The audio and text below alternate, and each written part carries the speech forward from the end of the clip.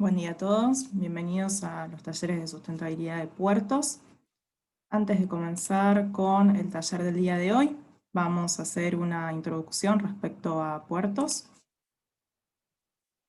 Puertos es un desarrollo urbano llevado a cabo por Consultatio Sociedad Anónima, el cual va incorporando criterios relacionados a la sustentabilidad. Este desarrollo está ubicado en Escobar. Uno de los criterios que incorpora es la reserva ribereña, ubicada sobre la costa del río Luján, la cual cuenta con una superficie de 60 hectáreas, en las cuales se preservan las condiciones naturales originales previas al desarrollo de la ciudad. Producción propia de chips y compost, son los restos leñosos y otros materiales provenientes de la poda y mantenimiento de espacios verdes, que son recolectados en forma diferenciada y transformados en chips de madera y compost para su uso en la jardinería. Este producto se distribuye entre los vecinos de puertos. Respecto a parquización, el diseño paisajístico da preponderancia a las especies autóctonas que por estar adaptadas al entorno tienen menor requerimiento de agua y también de mantenimiento. Respecto a lagos, los mismos están diseñados para poder acceder por vía acuática a cualquier punto de la ciudad. Relacionado a movilidad, Puertos cuenta con bicisendas y sendas aeróbicas que conectan los principales puntos de la ciudad y también cuenta con un sistema de bicicletas de uso público y gratuito. Relacionado a abastecimiento de agua, las redes de agua potable y de riego son totalmente independientes y esto permite contar con calidad de agua necesaria para cada tipo de uso. Respecto a residuos, los mismos son recolectados de forma diferenciada y esto hace posible lo que es el reciclaje de materiales como papel, cartón, vidrio, plástico y metal, y también se promueve lo que es el compostaje en el hogar. Respecto a nuevas tecnologías, en los edificios de uso común se incorporan materiales de tecnología que ayudan a reducir consumos, reutilizar el agua, generar energías renovables y aprovechar mejor los recursos naturales. Relacionado a construcción sustentable, en puertos cada casa es calificada en función de los criterios de sustentabilidad aplicados y los propietarios acceden a distintos beneficios por incorporar diseño, tecnología, materiales y elementos sustentables en la construcción. Contamos con un centro de sustentabilidad en donde se pueden contactar con distintos proveedores y además participar de charlas y talleres que en este momento se están dando de manera online. Nos pueden contactar a través de nuestras redes sociales, Instagram y Facebook, y a través de nuestro correo electrónico sustentabilidad@puertos.com.ar. Ahí me pueden consultar respecto a los criterios recién mencionados, programa de calificación de viviendas y también sobre el cronograma de talleres que vamos renovando mensualmente, y seguramente a fin de esta semana ya tenemos el cronograma completo del mes que viene. Ahora sí, le voy a dar la bienvenida a Sebastián Nelson, de la empresa Hernán Manrique, que nos va a hablar hoy de cosecha de agua de lluvia. Buen día, Nelson. Buen día, Verónica. ¿Qué tal? ¿Cómo andás? A ver.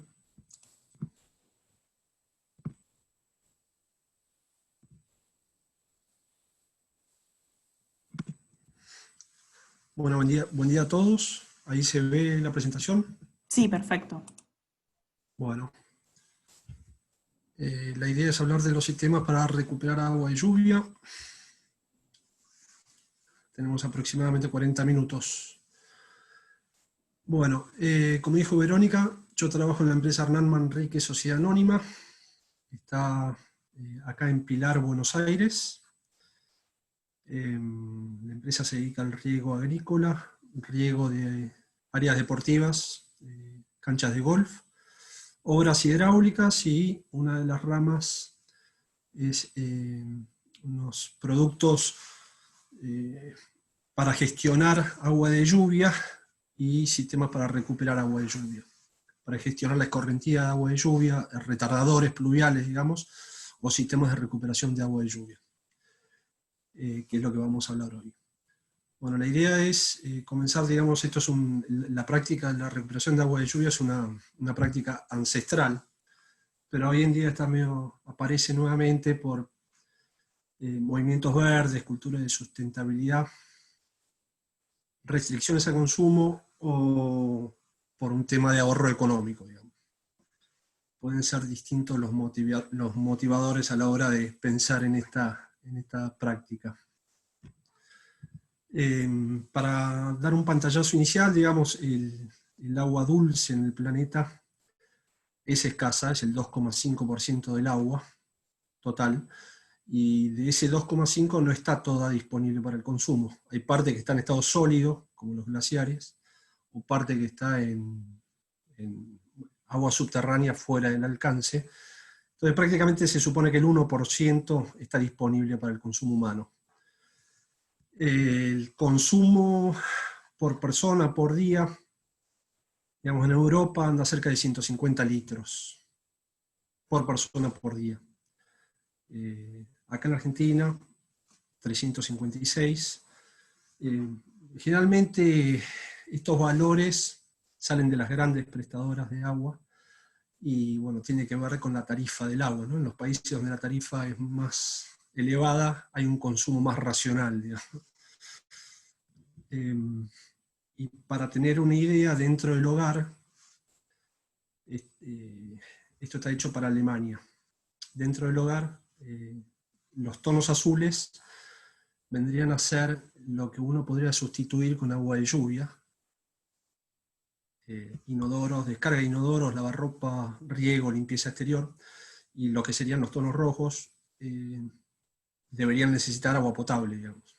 O sea que la posibilidad de sustituir en un hogar cerca del 50%, todo esto depende, porque esto es un caso promedio. Si uno tiene un jardín muy grande y riega con agua potable, en ese caso, si utiliza el agua de lluvia, el porcentaje de sustitución sería más grande aún, pero bueno, esto para un caso promedio. Y a nivel comercial, generalmente, obviamente, es mucho más grande la posibilidad, pues los grandes consumos vienen por limpieza, migitorios, inodoros, o máquinas, entonces ahí la posibilidad de sustitución es más elevada. Es importante distinguir, digamos, lo que se entiende por agua de lluvia y agua de tormenta. Realmente el agua de lluvia es la que cae en una superficie no transitada, entonces va a arrastrar la mugre que haya en los techos, digamos, y de ahí irá a un reservorio, digamos, pero la mugre que se puede encontrar es la de una superficie no transitada.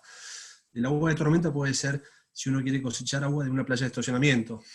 Ahí la contaminación es distinta, puede haber pérdidas de aceite, nafta, y lo que tire la gente que transite la playa de estacionamiento, es una zona transitada. Ahí es peor calidad el agua que uno recoge, digamos. Por supuesto, siempre cuando uno piensa en un sistema de cosecha de lluvia a nivel domiciliario, lo que uno recomienda es captar de los techos, ¿no? No va a captar, uno no recomienda captar de una playa de estacionamiento o de una zona transitada porque puede implicar otro tipo de filtrado. Bueno, las ventajas del agua de lluvia, obviamente que es un recurso generalmente desaprovechado, que el uso está muy cerca de la fuente, porque te cae en la cabeza. El bombeo, digamos, desde el tanque al punto de consumo es un tramo muy corto. Obviamente es de muy buena calidad, sobre todo para el riego. Es un agua blanda, tiene pH neutro. Pensando no tanto en sistemas domiciliarios, pero en sistemas comerciales o industriales para máquinas, es muy buena porque no tiene cal, entonces las máquinas no la sufren.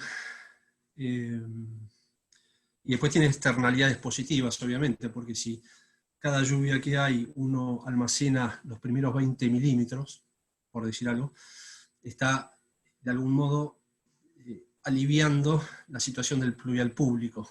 O sea, si cada uno de nosotros almacenaría los primeros 20 milímetros, los pluviales públicos estarían más holgados, digamos, manejarían mejor, minimizarían las inundaciones. Actúa como un retardador en ese sentido.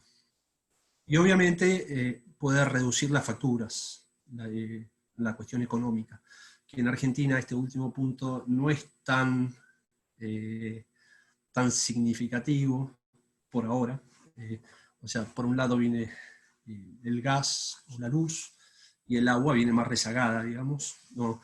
Los ahorros que uno puede generar, depende de la zona, ¿no? Porque acá todo esto depende de la zona. En las sierras de Córdoba uno puede tener cooperativas que cobran muy cara el agua, generalmente son zonas donde no llueve mucho, pero acá en el AMBA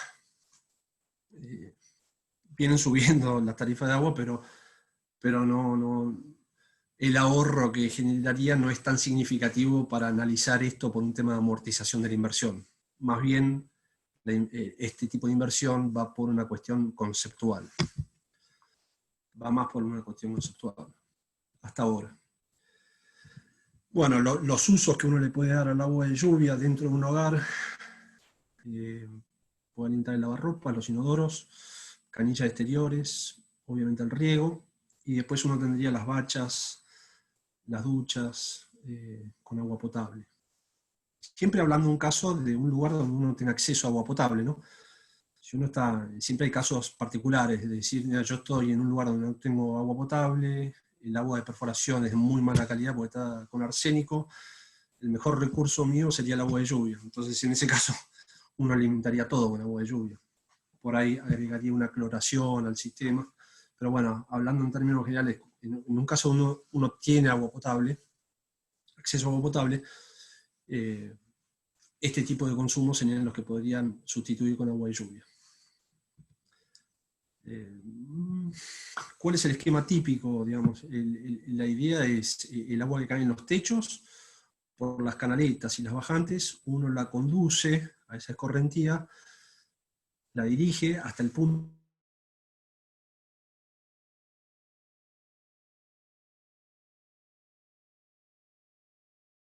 todas esas bajantes, las conduce hasta un punto, remata en una pequeña cámara, y desde esa cámara alimenta el tanque.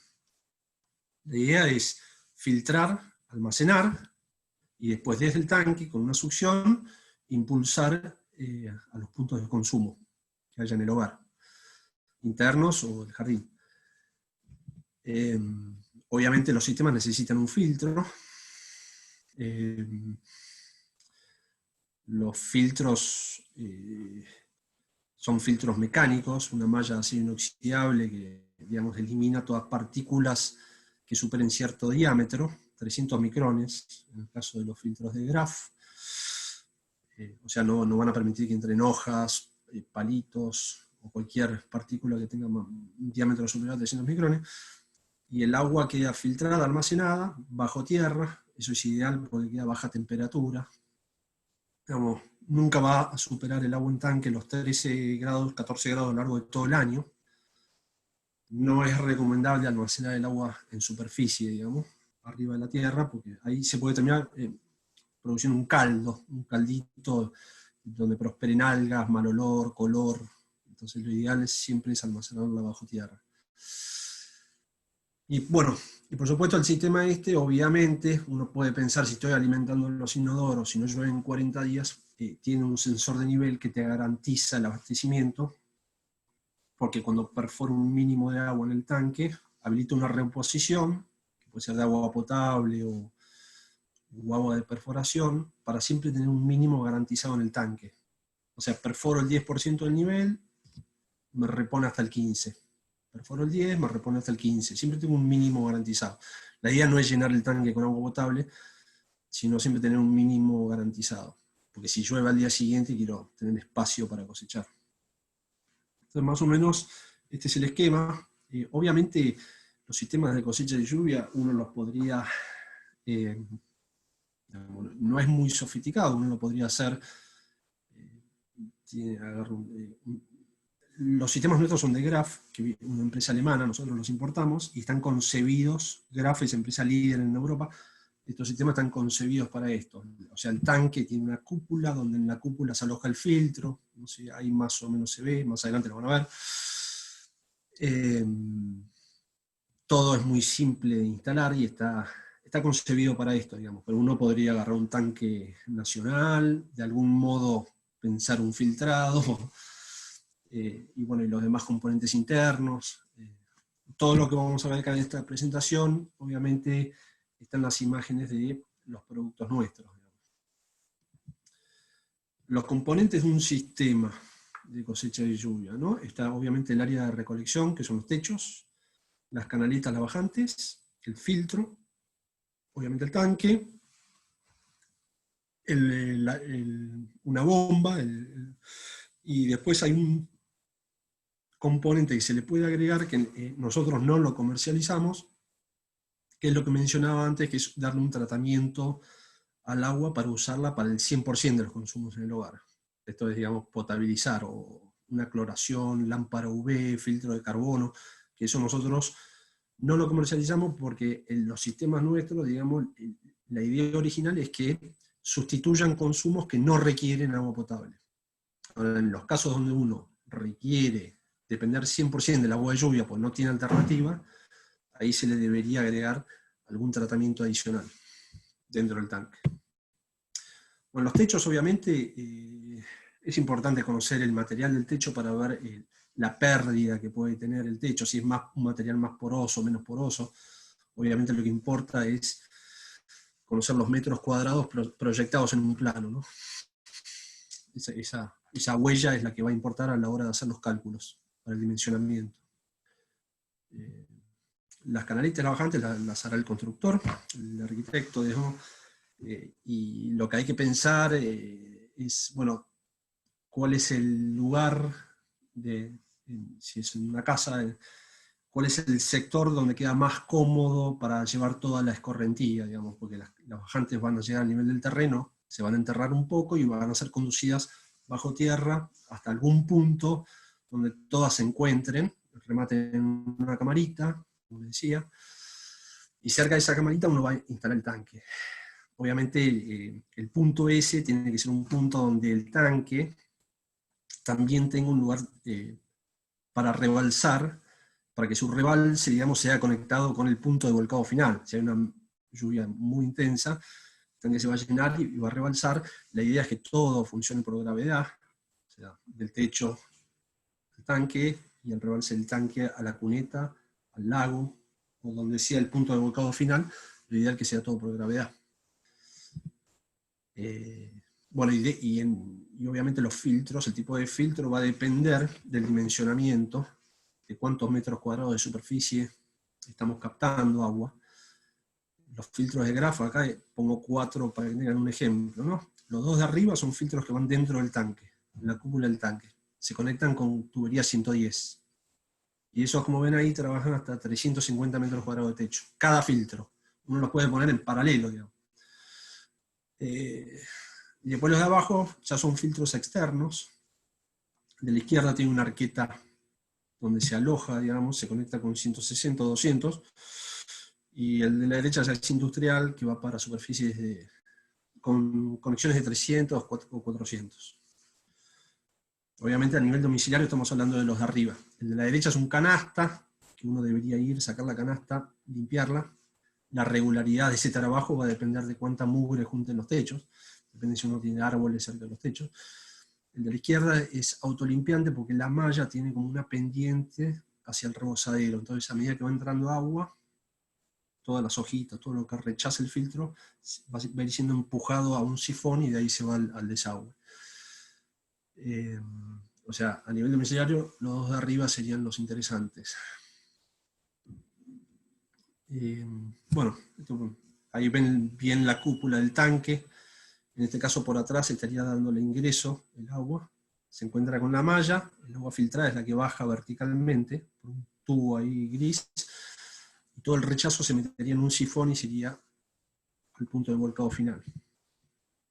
Es el caso del filtro canasta. Bueno, estamos viendo, digamos, los componentes del sistema. Pasamos del techo, canaletas bajantes, filtros y los tanques. Los tanques obviamente pueden ser de cualquier material. Fibra de vidrio, plástico, rotomoldeados de material. El caso nuestro, que son los tanques de Graf, son tanques inyectados, polietileno inyectado. Así como ven acá abajo a la derecha, como viene en el contenedor, son mitades que se ensamblan en obra. Al ser inyectados obviamente son mucho más resistentes, no tienen, digamos, no tienen problema con la elevación de napa. De acuerdo a la tapada que uno le dé para contrarrestar el empuje, hay que respetar, si la napa entra en juego, hay que darle cierta tapada. En el caso de no poder darle suficiente tapada, uno lo puede anclar, digamos. Pero lo que no va a pasar con estos tanques es no van a implosionar. Pueden estar vacíos, la napa va a subir y el tanque va a ser estable. La tapa esa verde es la que remata al nivel de la superficie. O sea, uno puede pasar por ahí arriba con una máquina de cortar pasto, y esa tapa tiene 60 centímetros de diámetro, uno la puede abrir, e inmediatamente lo que va a ver es el filtro, digamos.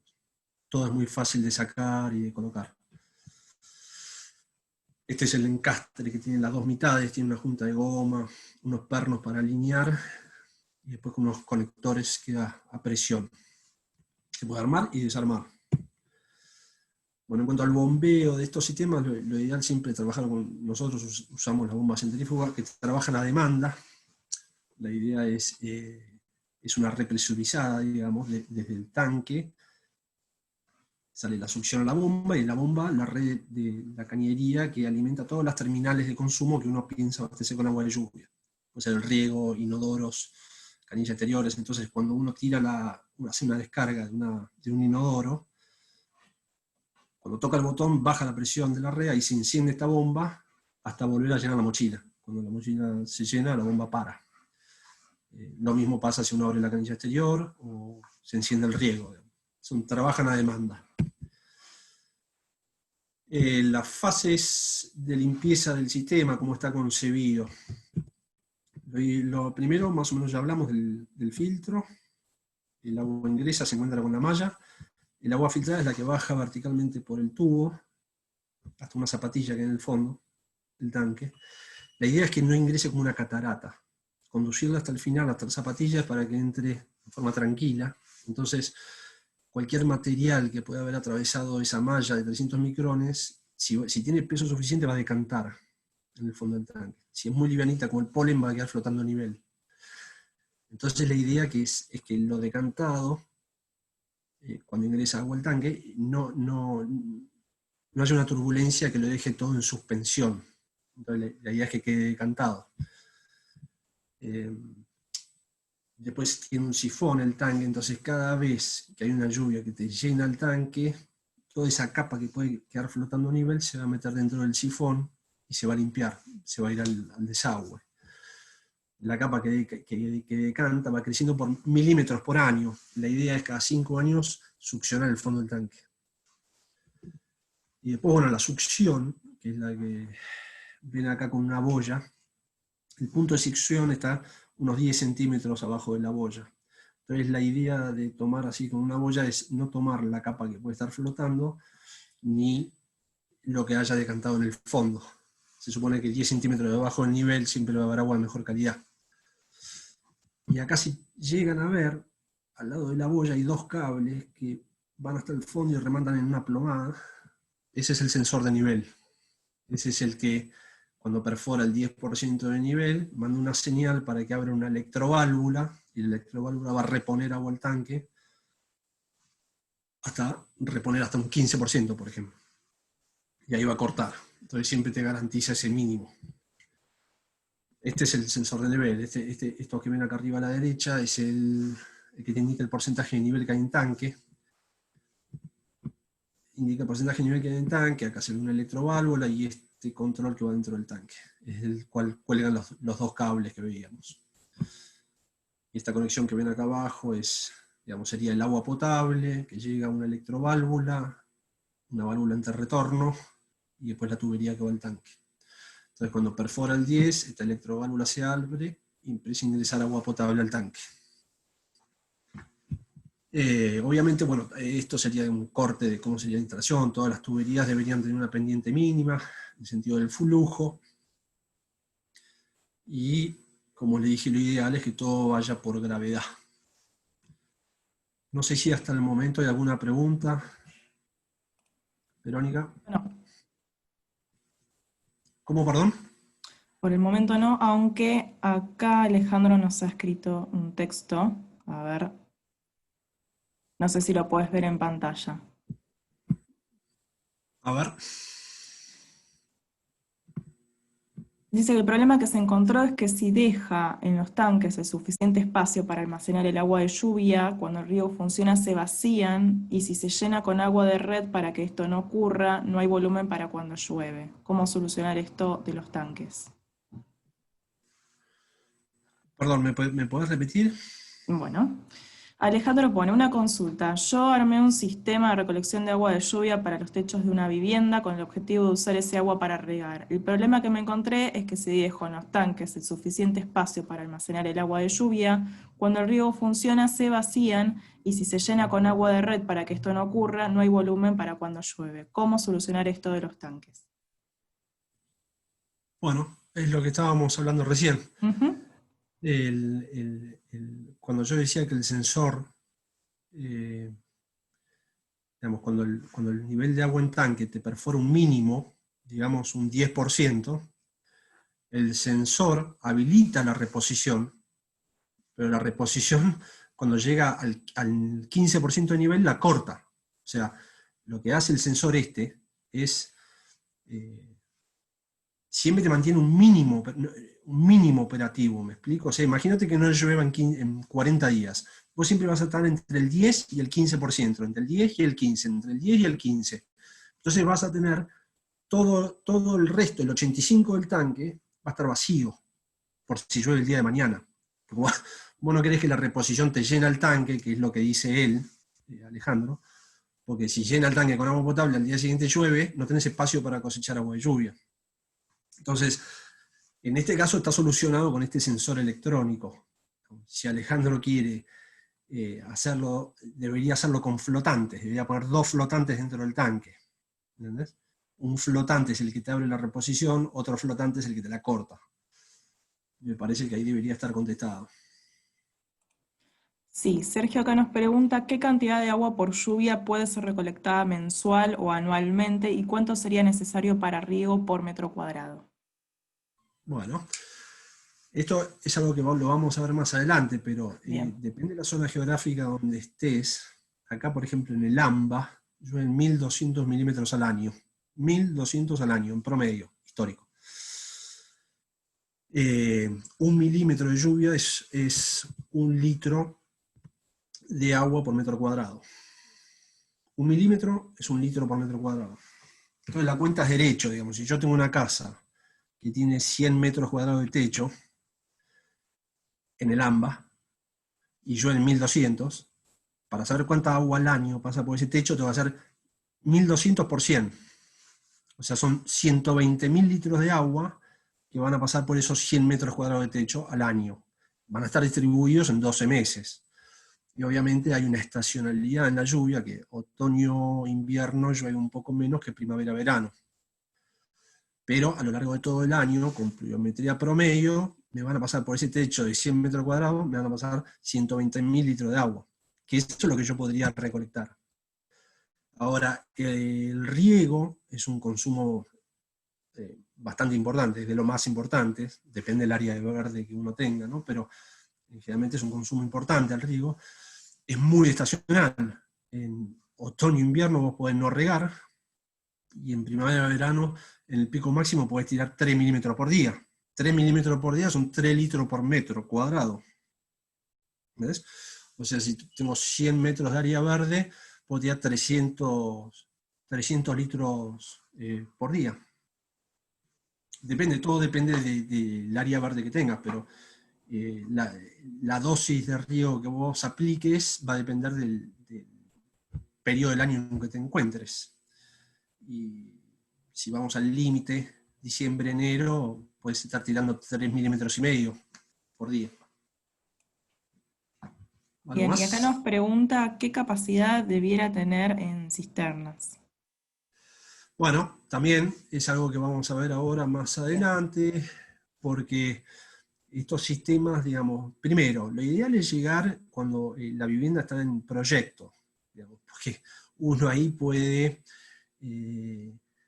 hacer todo de antemano, las cañerías, digamos, por ejemplo, el inodoro, solamente uno va a llegar con una cañería, pero esa cañería va a venir del tanque del tanque del agua de lluvia. A las bachas o a las duchas, la cañería va a ser la del agua potable, ¿entendés? Entonces, todo eso obviamente nadie va a ponerse a modificar cañerías una vez construido. Lo que sí, si la casa ya está construida, por ahí uno puede colocar estos sistemas generalmente para cosas externas, exteriores, para el riego o canillas exteriores.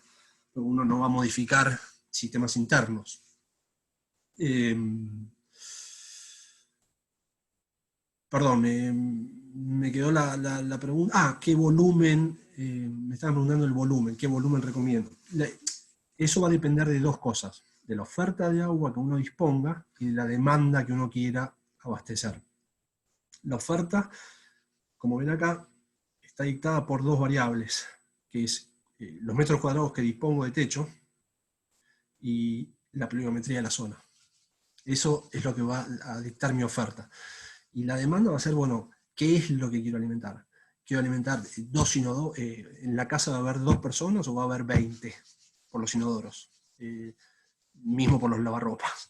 El riego, ¿tengo 10 metros cuadrados o tengo 500 metros cuadrados? O sea, va a haber que hacer una estimación de consumos, de acuerdo a la cantidad de gente en el hogar, o los metros cuadrados de área verde, y ahí uno va a sacar cuál va a ser los consumos que yo pienso abastecer con agua de riego. Entonces, haciendo jugar la oferta y la demanda, uno puede sacar un volumen óptimo de reserva.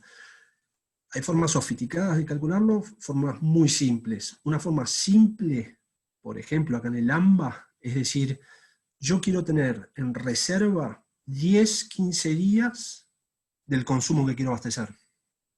O sea, quiero tener 10 o 15 días de mi consumo diario que yo quiero abastecer con agua de lluvia. Porque cada 10, 15 días es muy probable que en esta zona yo tengo una reposición de agua por una lluvia en el tanque. Entonces, más o menos lo que uno busca es tener en esta zona, es tener 10, 15 días de reserva en el tanque. Después hay sistemas que uno calcula, obviamente, la demanda que va a tener el sistema, los metros cuadrados, las pérdidas del techo, y hace jugar con estadística diaria, histórica. Uno puede decir, bueno, ¿qué hubiese pasado en una planilla de Excel? Uno puede jugar. Si yo tengo la estadística histórica diaria, puedo hacer variar el tamaño del tanque para la demanda en cuestión y ver cuál sería el tamaño del tanque óptimo para ese caso en particular, a la hora de dimensionar, ¿no? Porque si yo sobredimensiono el volumen, va a ser un sistema muy caro. Y si lo pongo muy chico, no va a abastecer a la demanda, digamos. No va a cumplir su función. Entonces siempre hay un punto óptimo. La realidad, lo que termina pasando es esto. Adelanto unas diapositivas, pero es que en el eje horizontal vos tenés el volumen del tanque, el tamaño. En el vertical está el porcentaje de abastecimiento a la demanda. A medida que vos aumentás el volumen del tanque, en el dimensionamiento, vas abasteciendo cada vez más la demanda, al principio más que proporcionalmente y después menos que proporcionalmente. Entonces, irte mucho en tanques grandes termina siendo antieconómico. No sé si me explico bien, digamos. Hay veces que uno puede abastecer el 100, hay veces que uno puede, por la relación techo-jardín o techo-demanda que tiene el sistema, puede abastecer el 50, a veces el 40, o sea, uno está limitado por la pluviometría de la zona, por el techo que uno dispone, los metros cuadrados, y después la demanda que uno quiere abastecer. Supongo que ahí está respondida, Verónica, la pregunta. Acá Sergio nos pregunta si hay un cálculo de inversión necesaria frente al ahorro de agua. Bueno, eso es en Argentina, me está preguntando cuál es la amortización, en cuántos Claro, años uno amortiza la inversión. En sí. Argentina la amortización está muy lejos en el tiempo porque la factura en pesos que uno, el ahorro en pesos, estoy pensando a nivel domiciliario, ¿no? Estos sistemas pueden llegar a salir $6.000. Dólares oficial, ¿no? Ahora claro, porque hay tantos dólares, dólar Banco Nación. Aproximadamente el tanque grande con todos sus componentes, aproximadamente $6.000. La factura de agua viene subiendo, pero esto te puede llevar 15 o 20 años a amortizarlo. ¿No? Ahora, si uno en Uruguay coloca un sistema de estos, al cuarto año lo amortizó, porque en Uruguay el agua es cara, al cuarto año lo amortizó, y de ahí en adelante uno está ahorrando. Ya, con su factura de agua ya comienza a ahorrar. En Argentina, como dije al principio, pasa por una cuestión más conceptual hoy en día. la variable económica no es la que te va a llevar a colocar estos sistemas. Por ejemplo, los paneles solares te generan un ahorro un poco más grande, tampoco es... la tarifa de la luz es más caro que la del agua, igual que la del gas. Con paneles uno puede lograr cierta amortización un poco más corta, tampoco 4 años, pero más corta. El agua viene más rezagada en ese sentido. ¿Alguna otra pregunta, Vero? Sí, Leonel nos dice que tiene entendido que la primera parte de la lluvia trae suciedad del techo y no recomiendan que se acumule. ¿Cómo se hace para desestimar la primera parte de la lluvia? Bueno, eso es un tema... a ver, si uno va a cosechar agua de lluvia para alimentar inodoros, canillas exteriores, riego o lavarropas, lo que menciona es algo que no debería preocupar. Si uno va a cosechar para el 100% de los consumos en el hogar, si uno va a tomar el agua de lluvia, si uno se va a bañar, va a usar las bachas, o sea, el 100%, ahí sí es un tema que uno, porque los primeros milímetros son los que te limpian los techos, entonces son los que arrastran más mugre, digamos. Hay unos sistemas que son externos al tanque, que te derivan esas primeras aguas hasta que pasa cierto tiempo de lluvia y automáticamente con unos sistemas, lo pueden ver en internet, con unos sistemas, unas tuberías, con unas pelotas, hasta pasan 5 minutos de lluvia y ahí el agua ya empieza a correr hacia el tanque, digamos. Ellos en Estados Unidos lo llaman first flush, es como la derivación de las primeras aguas. Eso es importante si uno va a usar el 100% de los consumos con agua de lluvia. Pero acá de vuelta, estos sistemas se recomiendan para consumos que no requieren agua potable. Entonces, que esa mugre que está en el techo con las primeras lluvias llegue hasta el filtro, bueno, si esa mugre tiene un diámetro superior a 300 micrones, el filtro lo va a rechazar. Si tiene un diámetro inferior a 300 micrones, va a ingresar al tanque. Si tiene peso, va a decantar. Si es muy livianita, va a quedar flotando a nivel. Lo que queda flotando a nivel, cuando rebalsa el tanque se va, y lo que te va a quedar es lo que va a ir creciendo milímetros por año, ahí decantado en el fondo, que cada 5 años tenés que succionar, ¿se entiende? O sea, no es algo que te tiene que desvelar para los consumos que estamos hablando acá. Eso no va a ser un problema. ¿Algo más? Sí, tenemos una pregunta más. ¿Hay que usar algún producto para filtrar adicionalmente el agua más allá de los filtros mencionados para que no afecte el funcionamiento del lavarropas y esmalte de inodoros? Sí, para el lavarropa sí. Para los consumos que estamos hablando acá, no es necesario nada más. Sacando el lavarropa, no es necesario nada más con estos filtros. Con estas mallas de acero inoxidable de 300 micrones. Vuelvo a repetir, si uno va a usar el agua de lluvia para el 100% de los consumos en el hogar, para las duchas, para la cocina, ahí sí hay que agregarle al tanque un dosificador de cloro, una lámpara UV, filtro de carbón, o sea, nosotros eso no lo manejamos, pero es algo que se le puede agregar. Si es para riego, inodoros, migitorios, canilla exterior, limpieza, no es necesario. Con estos filtros ya es suficiente. Si uno alimenta el lavarropas, previo ingreso al lavarropas, se instala un filtro en la cañería, es un filtro que tiene una malla de 100 micrones. Eso va previo ingreso al lavarropas. Creo que acá no tengo imagen del filtro, pero bueno. Si les interesa, me lo piden ahora al final y le paso imagen del filtro que se instala previo al lavarropas. Es autolavable, no hay que cambiarlo, y la malla es de 100 micrones. Bien, y acá Evelyn nos consulta si el costo mencionado incluye la cañería de distribución al punto de consumo. No, el costo lo que incluye es el equipamiento de GRAF, que vendría a ser el tanque, el filtro, el sensor de nivel, la electroválvula, las tuberías internas del tanque, la zapatilla, obviamente el filtro. O sea, todo lo que iría enterrado el tanque y todo lo que iría dentro del tanque.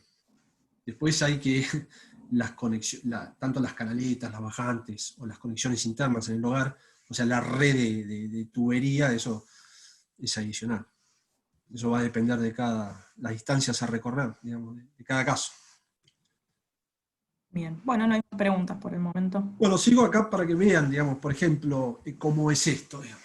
Esto justamente es ahí en Puerto del Lago, es una instalación de, en este caso, el edificio tiene un techo de 1.200 metros cuadrados, ¿no? El centro de ventas, ahí, donde está Verónica.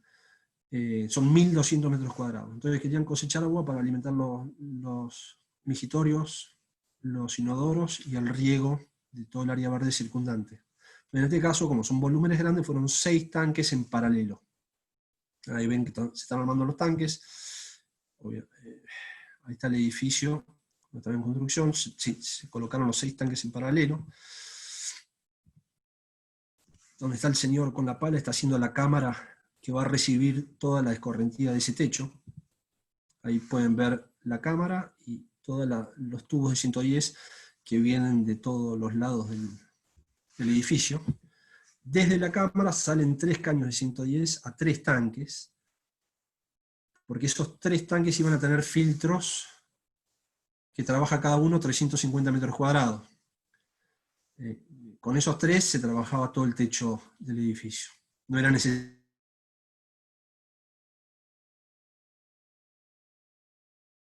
El nivel siempre es el mismo en los 6 tanques. Se tapa, ese es el rebalse, que en este caso era muy sencillo porque iba a la laguna, había un gran desnivel, así que obviamente todo por gravedad. En este caso eran 2 bombas en paralelo. Ahí pueden ver al lado de las bombas, ese es el sensor de nivel. Tiene el visor con el porcentaje de agua que hay en tanque. Uno de los tanques tenía la reposición. Acá pueden ver en la foto la electroválvula, esta electroválvula ahí negra. Y acá se iba a conectar el agua, digamos, para reposición. Cuando se perforaba un mínimo en el tanque, acá en el visor dice 10%, se abre esta electroválvula, ingresa el agua de reposición al sistema. Cuando llega al 15, corta la electroválvula. Y así es como queda, digamos. Acá están las 6 tapas de los tanques, acá las bombas, en el gabinete blanco ahí al fondo. Esta cámara grande acá al frente de los tanques es la que recibe toda la escorrentía del edificio, y esta camarita es donde está la electroválvula, acá a la derecha abajo. Entonces así es como queda, digamos. No sé si tienen alguna pregunta. Sí, acá nos pregunta Sergio si tiene bomba de agua propia incluida. ¿Bomba de agua? Sí, el sistema. No, No. acá el No, porque único... baja directamente. ¿Cómo? Baja directamente el agua de las canaletas, por así decirlo. Del techo llega al tanque por gravedad, Claro. se filtra, se almacena, y desde el tanque hay una bomba que succiona y la impulsa a los consumos. En Ah, este caso esa. la bomba, 2, por el tamaño del riego, 2 bombas en paralelo que están dentro de este gabinete. Perfecto.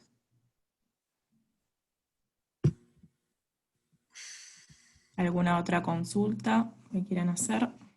Después hay otros sistemas, bueno, más grandes, pero por ahí son más industriales. No, es otro sistema, son unos bloques. No, si no les quería mostrar otra instalación.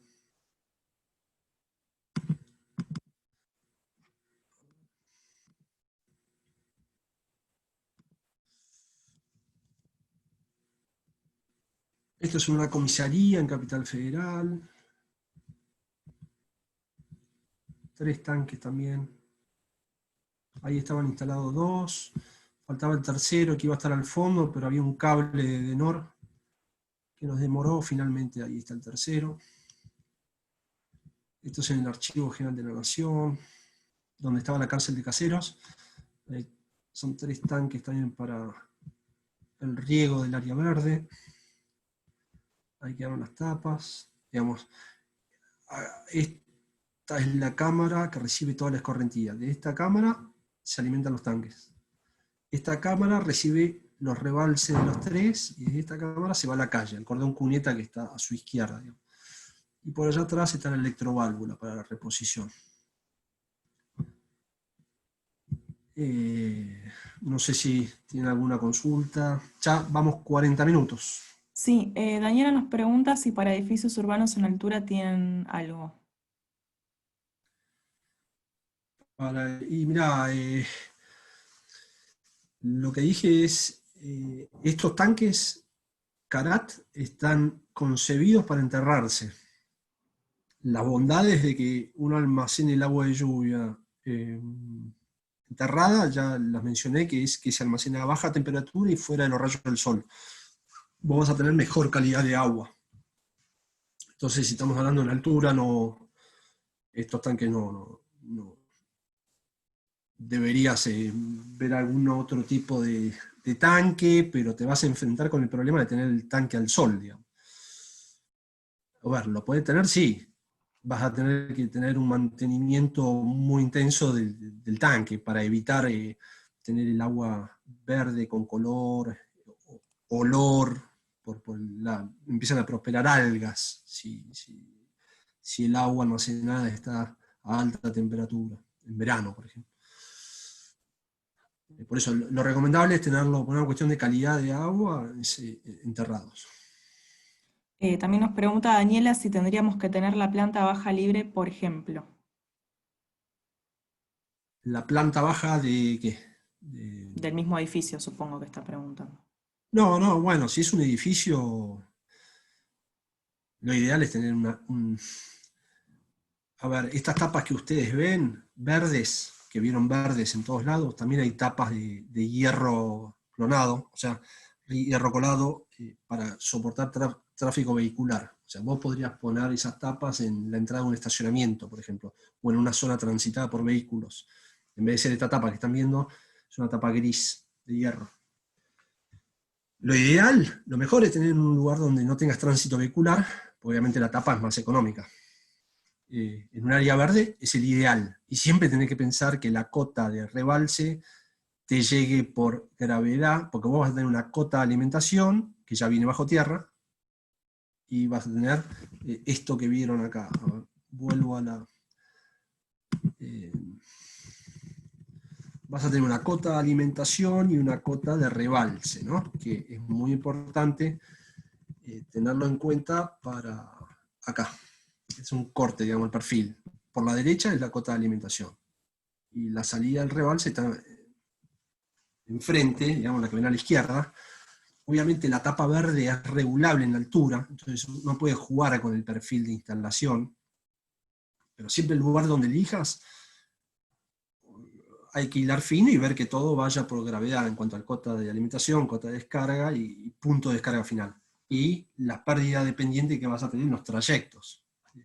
Mínimo un 1% en los trayectos que tengas que recorrer. Entonces, como te decía, lo ideal obviamente es un área verde. Si no tenés alternativa y es un área transitada por vehículos, hay que poner la tapa de hierro, obviamente más cara.